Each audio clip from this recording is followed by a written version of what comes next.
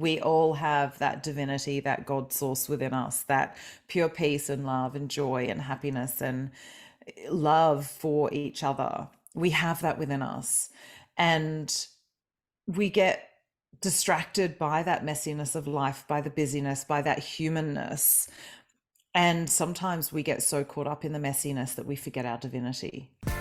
You are now listening to the highlight reel builder for authors, the Going North podcast.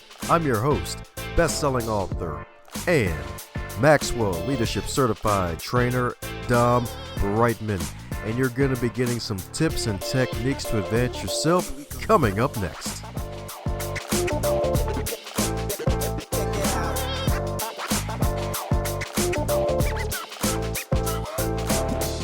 Today's podcast review highlight comes from the Entrepreneur, all the way from Jamaica. That's right, Jamaica on indeed.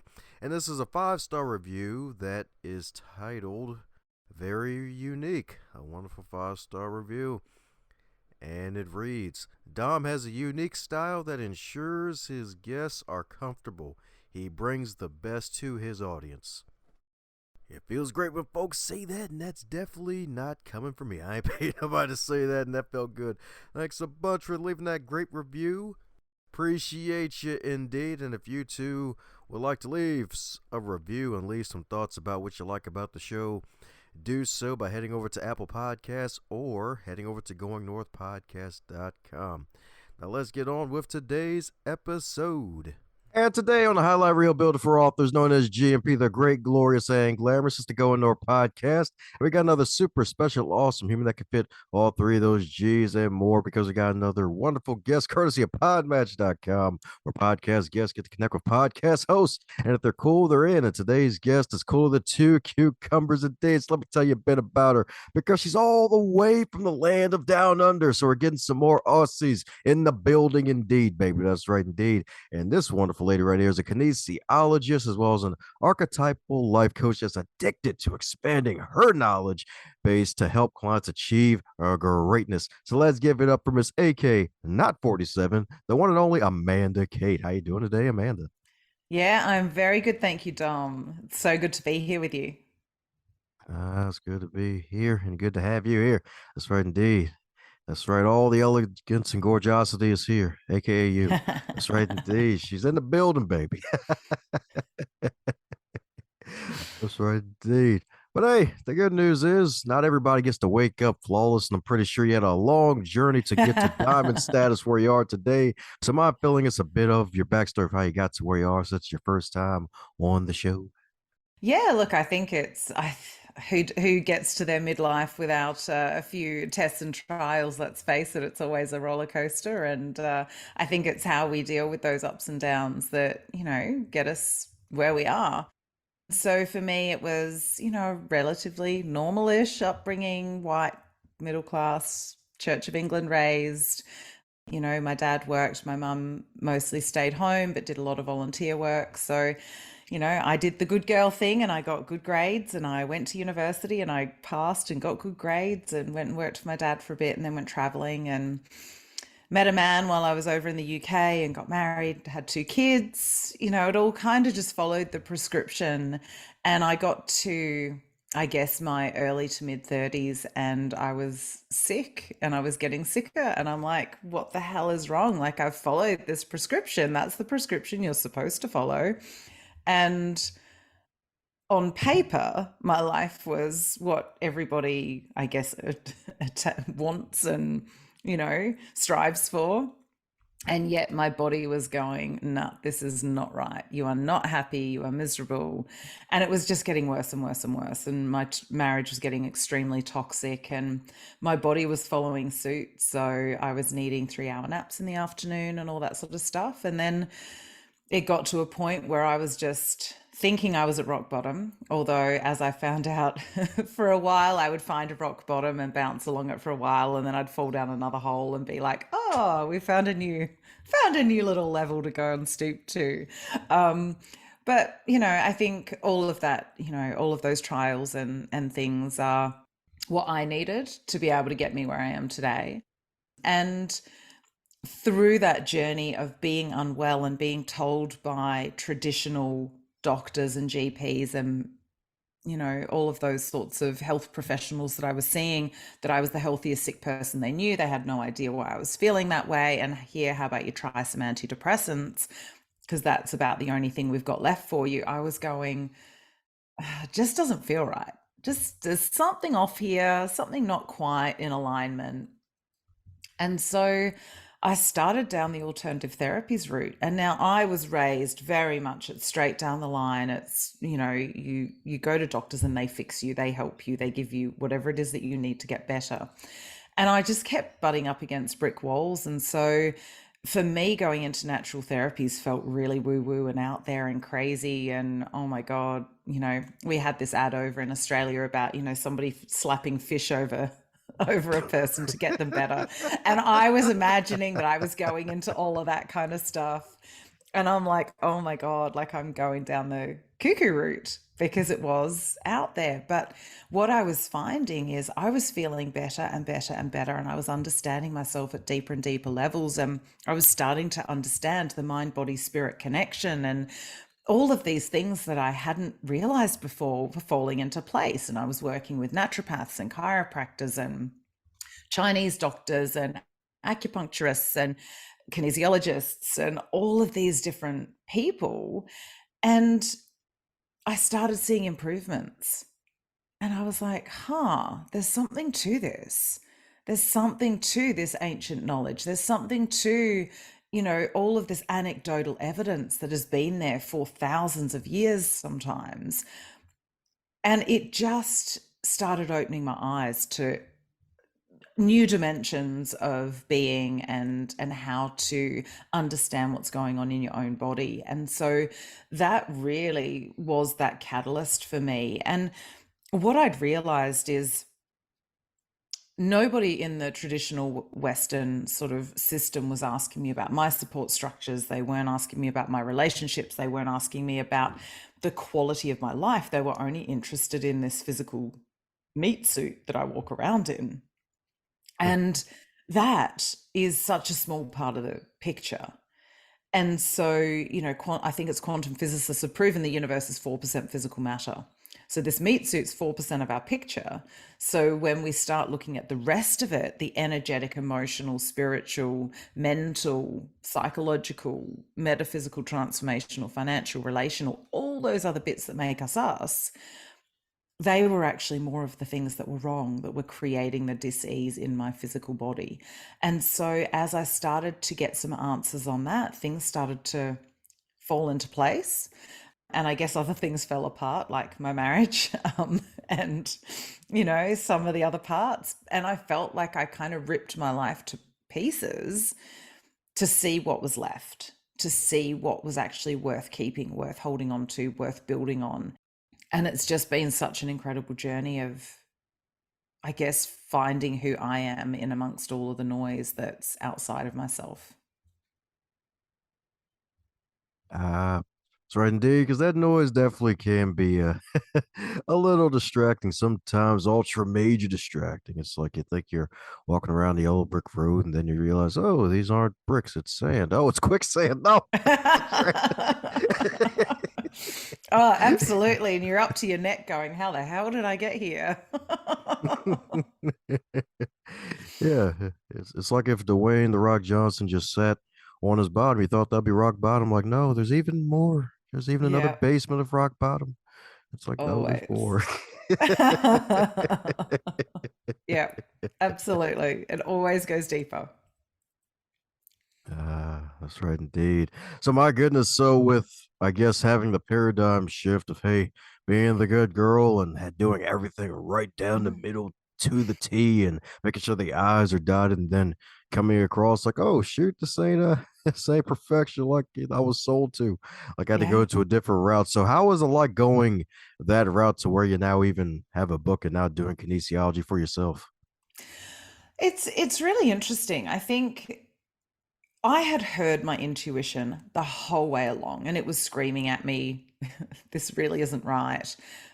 it was like I didn't trust it enough and I didn't know how to act on it because I was too afraid, again, of stepping outside of that narrowly defined path. And I think we all have a narrowly defined path when we're growing up, or certainly most of us do, whether it be a cultural or societal one, or a familial one, or a religious one, or there is some restrictions to us. And that is part of how we end up growing, I think, is when we start to see those restrictions and we go, do I really want to be constrained by them, or do I want to grow past them? So I think it is for all of us, the path we're put on to see what else we can find. And for me, that really was the case. I started really looking at my friendships. I was looking at my all of my relationships really. And what I realized was I did an experiment where I did not ring anyone for, I think it was 10 or 12 weeks, and my phone stayed pretty silent. And I went, huh, isn't that interesting? I'm usually the one reaching out to people. Can we do this? How about we do this? Let's organize this. All of those sorts of things. And I started going, these people know I'm going through the toughest time in my life. I've decided not to ring just to do the experiment, and not one person's checked in. How many of these are what I would consider true friends? And it really just made me question everything that was going on. And, I can't say nobody. I probably had one or two that were checked in, but most of my friendships were just nowhere to be seen. And I think with all of that, it really helped me to define what I really wanted in life. What kind of relationships did I want in my circle? Did I want relationships where I was giving everything, or did I want some relationships where I was getting some back? So there was a lot of that inequality, but I had created that because I was such a people pleaser. I put everybody on a pedestal above me. And you mentioned the perfectionism. And I think when we do that people pleasing, we are putting everyone above us. So we're already in service to, we are already below, we are already in servitude. And we are trying to bust our ass to prove our perfection, to prove our worth, to prove we're enough, to prove whatever it is we think that we're going to prove. But in setting up that unequal relationship, we're setting up a losing battle. We're never going to be able to please anybody else. We're never going to be able to make everybody else happy. We're certainly never going to be able to make them love us or think we're enough or think we're worthy. And so I realized that people had never really had a chance to get to know who I was, because I was always trying to work out what they wanted, what they needed, how they needed me to be. And so I was constantly putting on these different personas and different exterior outfits and expressions of self, never really looking at who I was. And that was the biggest change, I think, was starting to go, okay, who am I in amongst all this story, in amongst all this conditioning, in amongst all of this belief system stuff and self-sabotages and all the rest of it? What am I? Who am I? And the more I've, I guess, worked on that, the more I have done more and more study, because when I was doing my kinesiology, I think I did 6 years worth of study in 4 years. The more I learned, the more I wanted to learn. I was just a sponge going, I'm learning all this stuff and it still feels like I'm barely scratching the surface. And so I'd learn more and more and more. And I did all the advanced classes and I did all of basically everything that was offered at school. I was jumping in, I was doing it, I was studying, I was taking those things into clinic. And then once I finished my kinesiology, well, while I was doing my kinesiology, I did another modality called total body modification. I also did my Reiki. And then once I'd finished, it was like, okay, what else? And even now I have to stop myself because I'm like, I think I've got enough pieces of paper. I know I'm curious about this stuff, but I don't really need anything else to study right now, because it's like, the more you learn, the more you realize there is to learn, and the more you realize that there are so many other levels to go to. And I find that fascinating. And so for me, it's balancing what more do I need to learn versus what do I just need to stop and implement and really embed. Ah, there we go. That's right. All that wisdom in that brain. That's right, indeed. So, what you been implementing recently, then, from all your studies? Because a lot of folks can get that old paralysis by now. It's just like, oh, let me Oh, build yeah. this tower of Babel with all this knowledge that maybe will never collapse. Yeah, absolutely. 100%. And you got to catch yourself at it because I know for me, as I was finishing my last qualification, which was the archetypal life coaching, I found myself searching for new courses online. And that's when I gave myself a rule: no more. No more until the end of next year, it is basically. So I've got one more section of the archetypal life coaching that I really want to do, well, which I'm booked into. But the rest of it, I'm like, that's it. We're done until at least the end of 2023. I've put my little line in the sand and gone, no more, so that I can really live it. But I think with everything that I have done, I'm living it, I'm implementing it. I'm not just building the knowledge base, it's how does this work in my life? So I'm looking at the practicality of the tools. And I think that's why I am drawn to some of the things that I'm drawn to, even the ones that I've put myself a ban on not studying yet. It's because it is things that I implement in my life, ways that I can recognize my way of being, how I can recognize my reactionary patterns when they come to the surface so that I can look at them in a different way and so that I can love and accept more of those shadow aspects of myself as well as the lighter aspects. You know, I think when people talk about doing their shadow work and learning to love their shadows, sometimes, or certainly for me, I found learning to love my light was actually the harder thing because I'd been told for years about my shortcomings and, you know, where I was messing up and where I was going wrong, that actually, for me, learning to love the light was the more challenging part of my journey, was actually learning to love those positive things about myself because I could see them in everybody else, but I was blind to them within myself. And so that's been another really important part of the journey, an important part of the work that I have done and the study that I have done is understanding, I guess, those more subtle, nuanced aspects of self development and spiritual development and how we can put all that together into lived experience. That's what I'm talking about, indeed. All sorts of lived experiences, indeed. And I believe you decided to put some of them in this wonderful book, That Divine Messy Human. Folks will probably think, like, divine and messy, like, do those even go together? I think they constantly, I mean, every day, I notice the divine in the world. And I think, you know, we all have that divinity, that God source within us, that pure peace and love and joy and happiness and love for each other. We have that within us. And we get distracted by that messiness of life, by the busyness, by that humanness, and sometimes we get so caught up in the messiness that we forget our divinity. And that's why that word is first, is because at the base of it all, we are all divine before we are messy and human. And so there was the reason for putting them. And I deliberately wanted them as the three words, as three full sentences, just as themselves, because I think it really explains who and what we are as human beings. We are divine and we are messy. And how do those two go hand in hand? How can we love both of those aspects of ourselves? How can we love and accept that messy darkness within us? How can we love and accept those less resourceful behaviors that we display? How can we understand them at a deeper level and comprehend why they're there in the first place?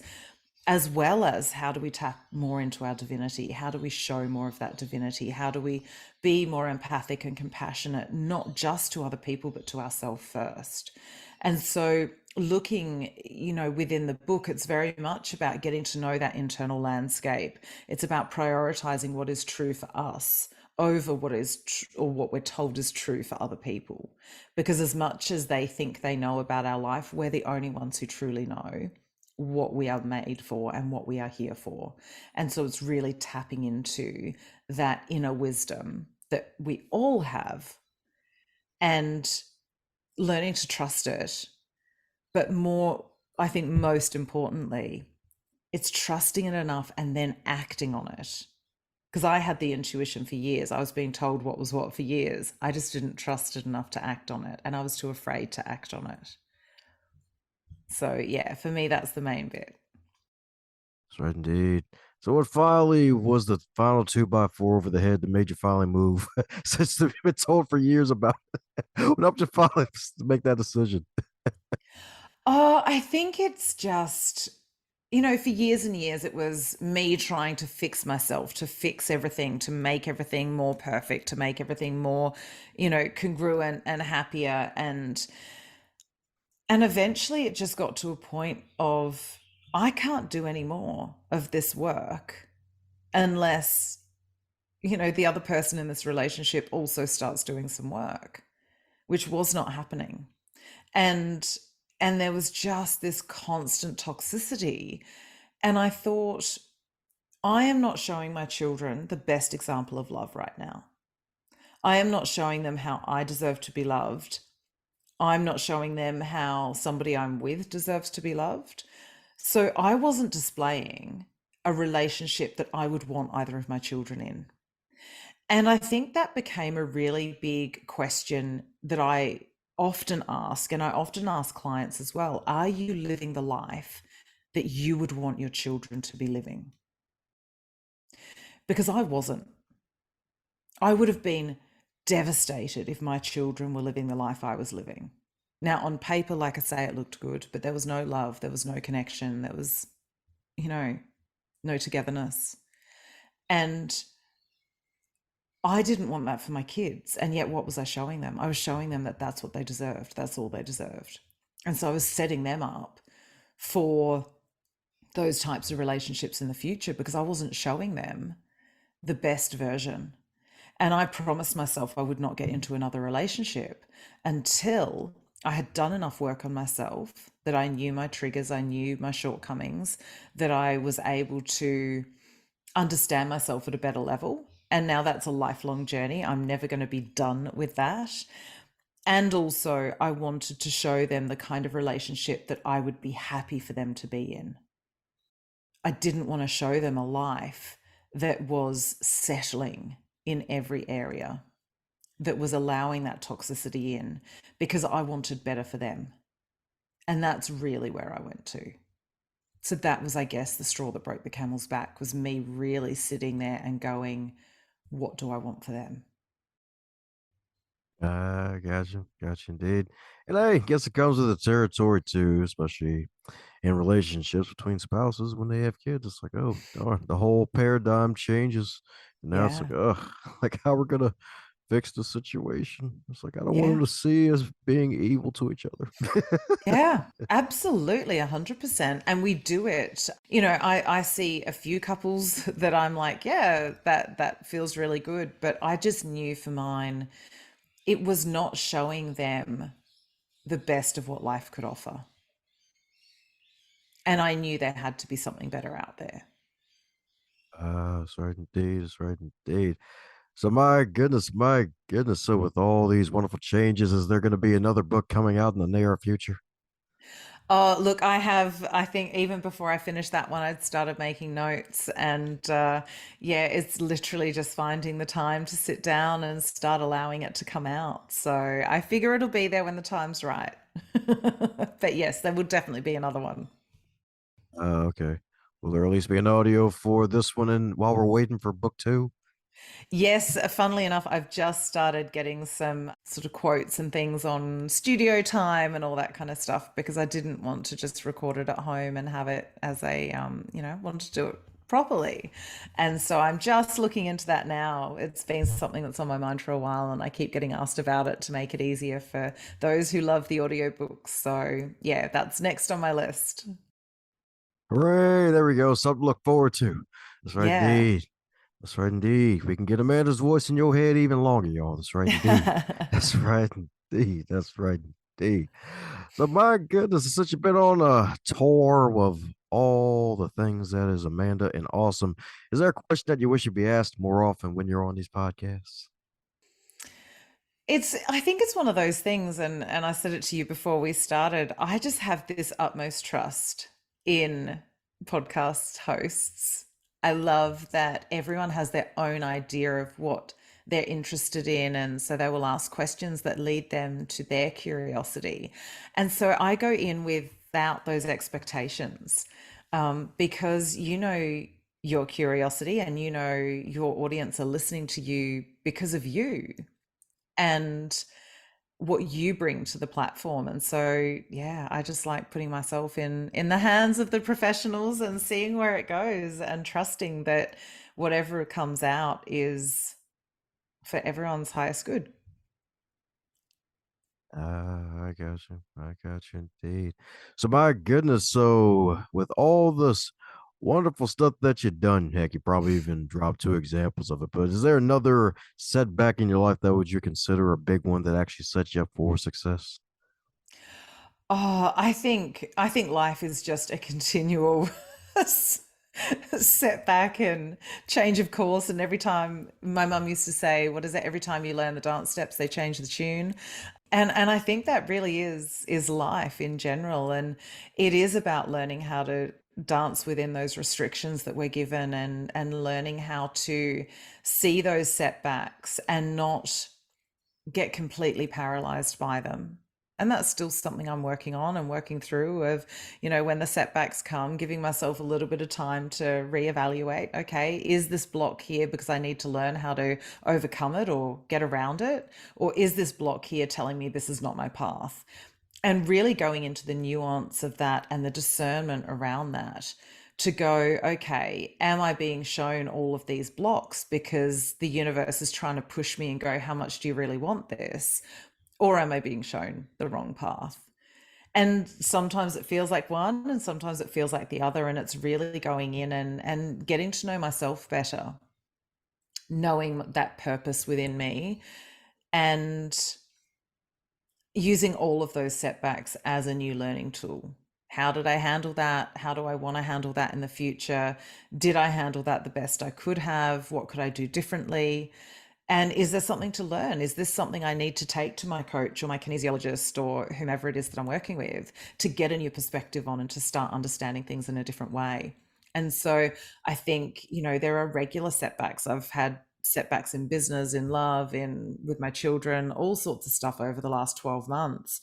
And yet, as I sit here now, every single one of those setbacks has given me so much gold and so much depth and so many opportunities for connection that all of them have pushed me forward, if that makes sense. Oh, I got you. That's right indeed. That's right indeed. Oh, the forward pushing. You love to feel it somewhat. Oh, it's hard when you're in the moment. I tell you, I'm not gonna sugarcoat this.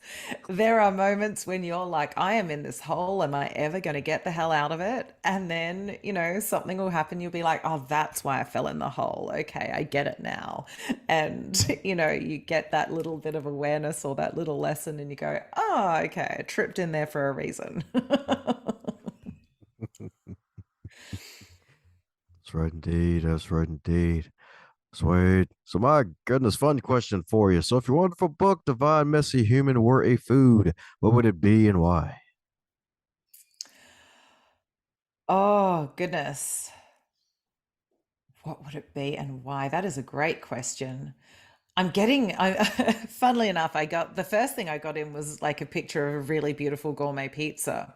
But then I was also getting the nice dessert that goes with it. And so I started sort of looking around and I'm just seeing this beautiful smorgasbord of difference and vibrancy, and so I'm looking, when I see it, there's the comfort food, the pizza type thing, and then there's the fresh fruit, which is the freshness and the, high vibration stuff, and then the sweets, because we all need a little bit of sweet in life.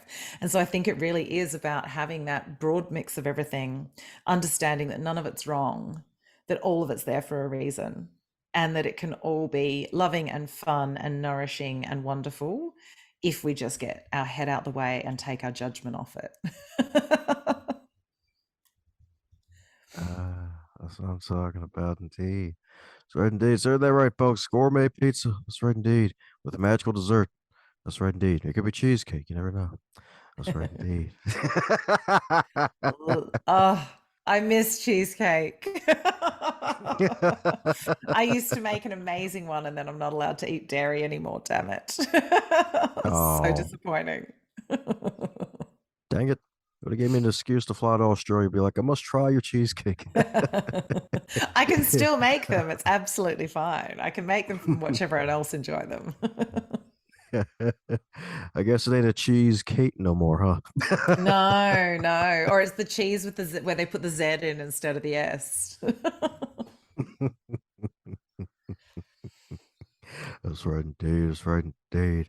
So my goodness, we're coming down to the magical question that every guest gets to receive. And that is, if you don't wake up tomorrow and you're 25 again, but you're still in the current year with all of your knowledge and experience, what advice would you give to yourself? Oh, it would be trust your intuition and go in for the answers before you start survey monkeying everyone around you as to what you should do, because we so often put our attention and trust in things outside of ourselves rather than the things that we know are true for us. So it would really be trust your intuition and act on it. That's right. Trust your intuition, y'all. That's right. Act on it indeed. That's right indeed. If it says go to the left, go to the left indeed. At that fork in the road. That's right. If that fork in the road is actually a spoon, make a run for it. Just go the other direction. It's never too late to turn around. That's right. The spoon could scoop you and put you at a rock bottom. It'll put a boulder on your booty, and then you'll be at rock bottom. Tell you, we've been there often enough.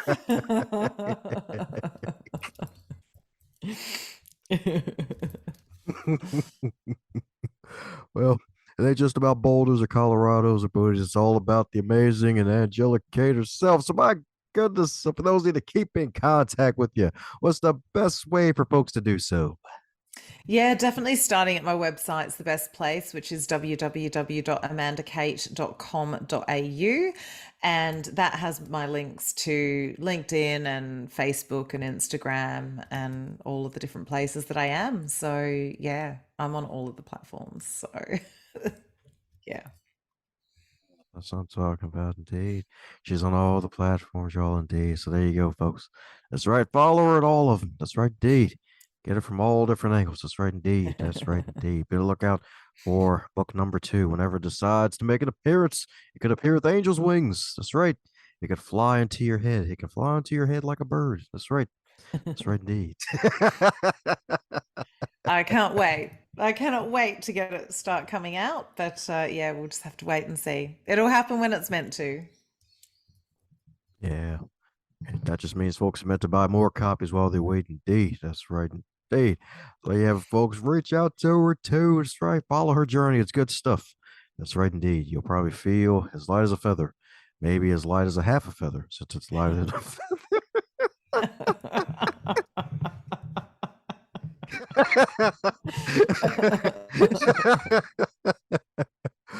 Well, before going down any rabbit holes and the feather finds its other half, any parting words before we close up shop? No, just thank you so much for bringing your light and laughter to the world. It is absolutely brilliant. And yeah, so appreciate you. Thank you. Thanks a bunch for investing your time by listening to this wonderful podcast today. I hope you enjoyed it, and if you really did, do me a solid and leave a review or share this episode with at least 3 people that you think would get some value out of today's content. Advance others to advance yourself.